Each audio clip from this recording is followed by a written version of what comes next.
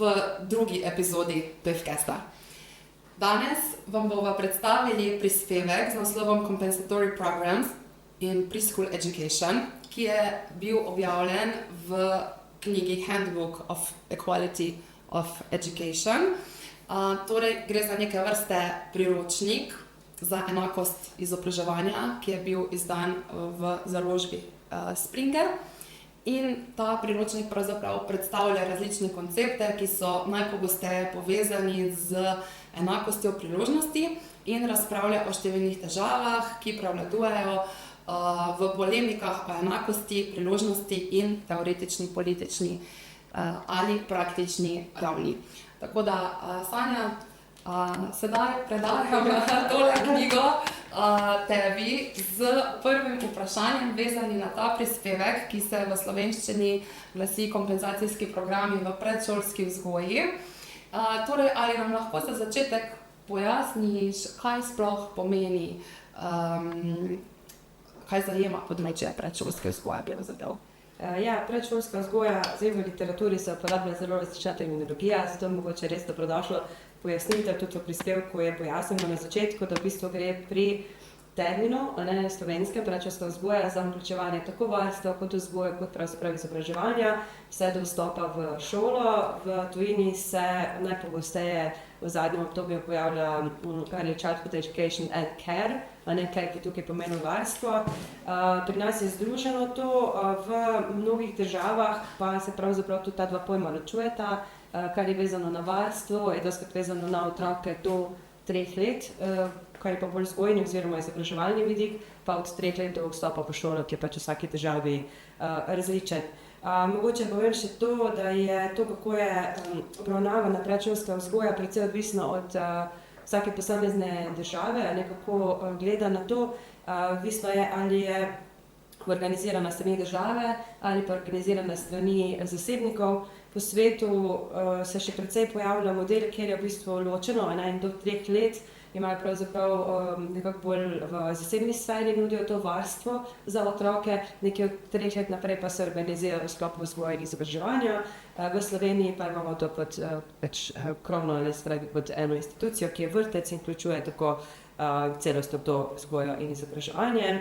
Rada bi pa poudarila, da je ta kakovostna predšolska vzgoja, kar je tudi poudariti v prispevku, ključ do uspeha naprednega izobraževalnih sistemov.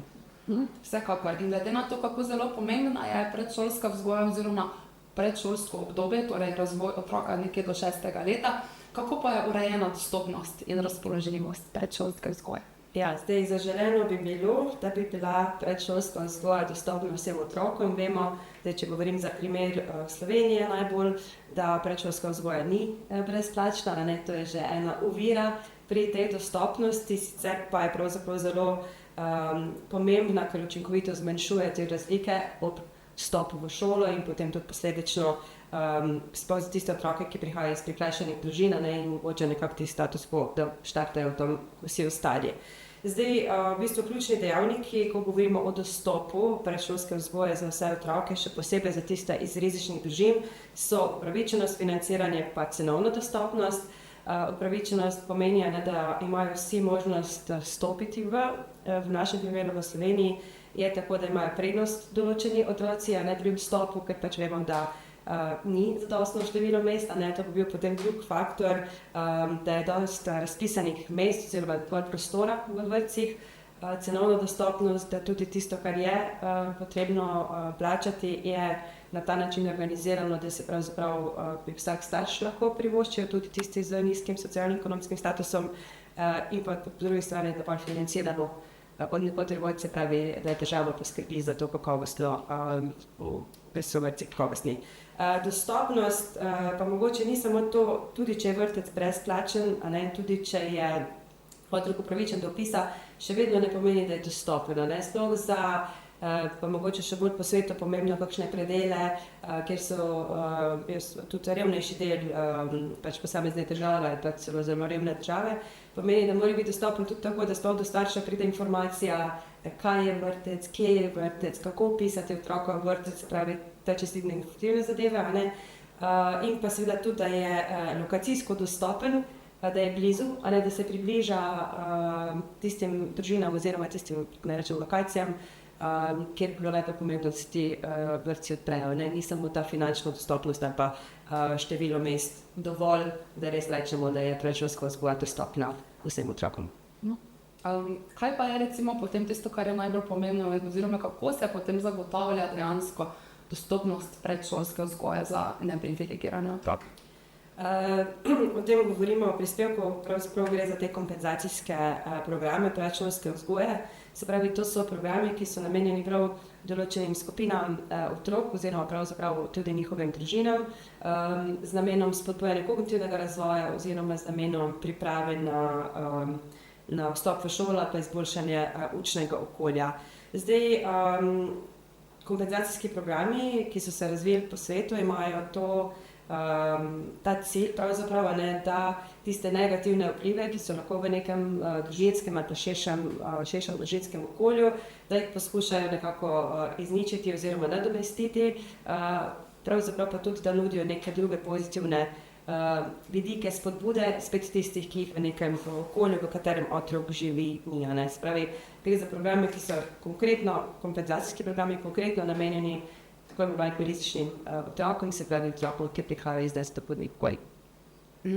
Sedaj, če poveš, kateri so tisti najbolj znani kompenzacijski programi, najpomembnejši? Po svetu najbolj poznani kompenzacijski programi, oziroma dva sta zagotovo najbolj znana, sta Head Start pa High Scope kurikulum oziroma program. Potem pa imamo še ABCD-rijan program, Sure Start program pa Milwaukee Project. Že po imenu sedaj se vem, da so vsi nekako izhajajo iz Amerike, tam so vsi ti programi so pravzaprav se tam začeli, potem pa so se na različne načine razvijali ali pa vključili tudi v druge programe. Zdaj, kateri od teh je pa res najbolj poznan in po čem je poznan? Podrobneje predstavljava Head Start in High Scope kurikulum oziroma ta dva programa, ki sta najbolj znana in sta tudi imela pozitivne učinke. Zdaj, Head Start program, tam nekje od 1960 se začel razvijati v Ameriki, prav z namenom pravzaprav intervencije in pa preventive, zaradi tega, ker otroci iz revnih okolij niso imeli možnosti vključevati se sploh v predšolsko vzgojo, hkrati bi bil tak začaran krog, ker tudi družine, ker so bile to revne družine, niso imeli takšnih pogojev, otrokom niso mogli nuditi takšnega učnega okolja, niti take oskrbe, kot bi bila potrebna. In je v bistvu ta program poznan po tem, da je nudil tako celostni pristop, kar je pomenilo, da ne samo, da so bili centri namenjeni za te otroke, da so se lahko vpisali, da je bilo to seveda brezplačno. Povabili so družine, običajno so tudi mame bile prisotne, mame so to, ker so še, govorimo o 1964, takrat so še vedno pretežno mame skrbele za otroke, so bile prisotne zraven, da so pravzaprav tudi njih naučili, kako spodbujati razvoj pri otroku, hkrati pa so zagotovili tudi drugo skrbo, na primer zagotovljen je bil vse en topel obrok v sklopu teh centrov, Head Start. Tudi so jim nudili zdravstveno oskrbo, ker vsega tega pač ti otroci niso imeli. Tako da so poskušali delovati tako celostno in na nek način vplivati tudi na domače okolje. Pomenilo pa to tudi, da so v bistvu prišli tudi v domače okolje, na ta način so tudi povabili oziroma približali program staršev, da so sploh se odločili in prišli z otroki. Namenjen je bil pa predvsem 4-5-letnim otrokom v tistem času. In v čem se ta program razlikuje od High Scope programa? Tudi High Scope kurikulum oziroma program je kompenzacijski program. Tudi je nastal pravzaprav, če gremo Head Start, se je usmerjal bolj na revščino, se pravi na družine z nizkim socialno-ekonomskim statusom, ampak seveda tudi v povezavi s tem, da so ugotavljali, da niso uspešni potem kasneje, če nimajo dobre podlage. Pri High Scope so pa tudi ugotavljali, da pravzaprav srednješolci, ki prihajajo iz takšnih nespodbudnih okolij, ne dosegajo tako dobrih rezultatov in so želeli pripraviti programe, ki bi bolj spodbujali kognitivni razvoj. Ta program je bil bolj usmerjen zgolj v razvoj se pravi intelektualni razvoj, če tako rečem. In poudarek je na sicer 5 ključnih elementih, pa bi najbolj poudarila to aktivno učenje, se pravi hands-on učenje, da so dejansko približali vse vsebine otrokom tako, da so z lastnim delom, pridobili lastne izkušnje, ker je takšno učenje trajnejše. Spet so jim pa nudili nek prostor, se pravi tudi brezplačno priključitev in pa vse materiale, tiste, ki jih drugače niso. In zagotovo glede na obsežnost in zahtevnost nekih situacij, s katerimi se ti programi soočajo, se zagotovo soočajo tudi še z kakšnimi prednostmi, izzivi. Kaj torej so te prednosti in izzivi kompenzacijskih programov?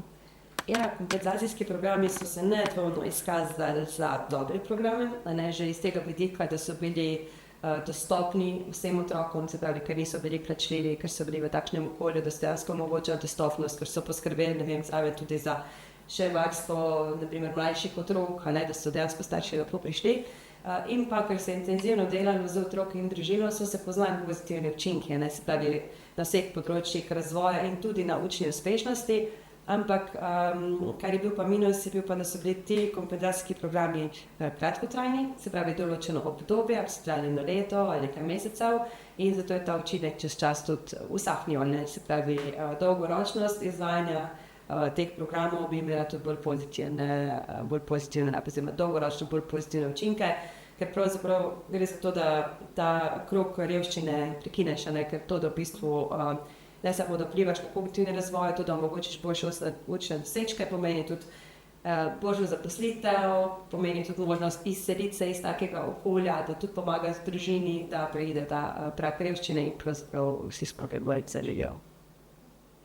Hvala za ta pogovor in te odgovore, ki so bili v bistvu vsebinsko zelo konkretni in zelo informativni, tudi za poglobitev kakšnega poznavanja.